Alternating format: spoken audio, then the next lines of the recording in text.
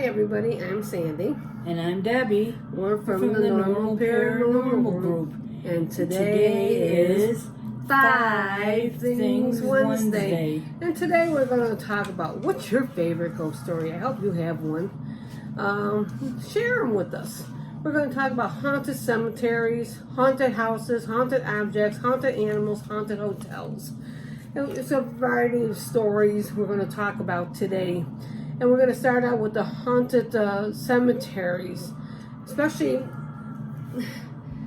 can you imagine, years ago, decades ago, they didn't have embalming. And all these older sections of the cemetery, probably people were buried alive. And not just here, that's through the world. In fact, if you want to think about it, people had some kind of disease or infection and they thought they were dead and pronounced dead and they were buried. That's why they had the old-fashioned the graves where they used to have the bells or horns. The bells up there so they could let people know, hey, I'm alive.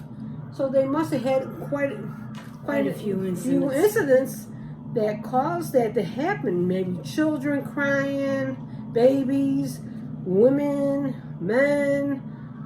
So that's really horrific. You want to think about it, being buried alive. You know, a lot of people want to go to the newer part of the cemeteries to find something. No, you want to get to the oldest part of the cemetery. Definitely. Before embalming. That's when all this stuff has happened.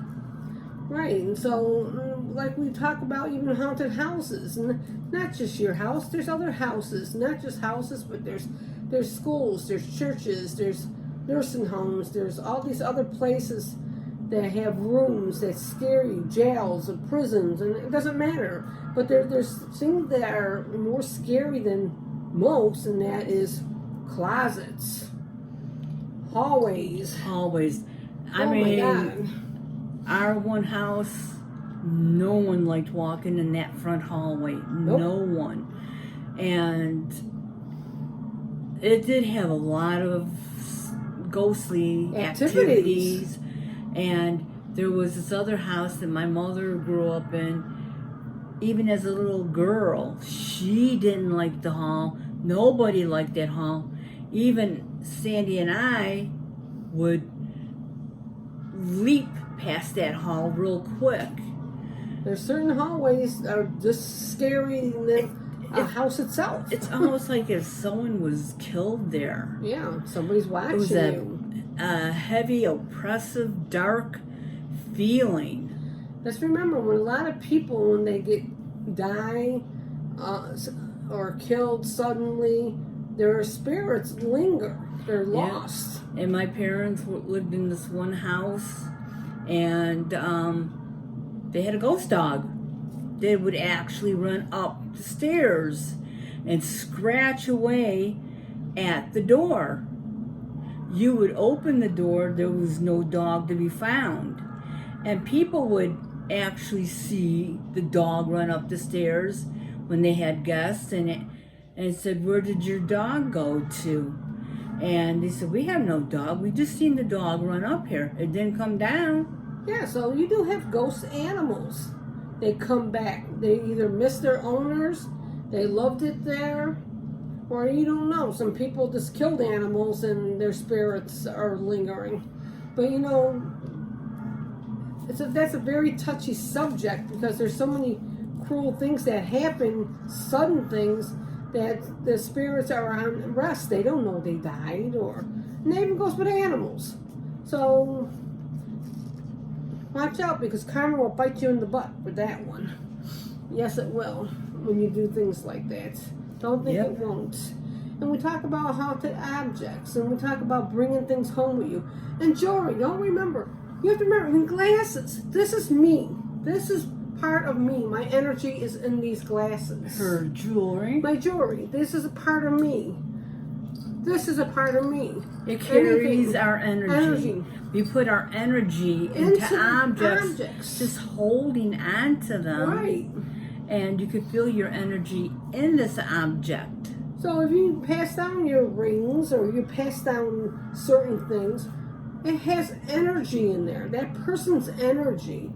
And you'd be surprised, you know. It's crazy. I mean, look at this one person. They said, oh, they found gold. It was from a gold tooth. Well, that was in somebody's mouth. Mm-hmm. People did gold back then. So when people died or that, they took the gold out of their mouth. Look at Valentino. He bought a secondhand ring from a pawn shop, and he put it on and died shortly after. And whoever owned the ring died, and the actor who portrayed him wore the original ring and died. And they don't know where the ring is at now. No, and then we talk about haunted like hotels. I mean, can you imagine? And we're not talking just the famous hotels like in Colorado. We're not talking things that we're talking like the Emerald Hotel or people or motels. You see, there's a lot of killings that go on there and they're haunted. And it's always amazing that a couple people did videos of being in a motel where it was haunted and the phone comes off the hook or the things are moving because people died suddenly and bad things happen and they're trying to communicate or they're angry they died there. Right. So Sandy and I went to this hotel in Vegas, and when they opened the door, it smelled like that room was closed off forever. It like was a musty smell or something. It was oppressive. Yeah. And it just no fresh air, none. And so we were looking around, and then when I pulled the shower curtain, there was a big thing of mold on the shower curtain, and we called them up. So we can't be in this room, and we don't know when was the last occupant in that room for it to get so bad, huh? So we moved up. We were relocated. Yeah, relocated. Yeah. So yeah, things you have to be careful of places you go, and I'm sure you have stories to tell about somewhere you have visit.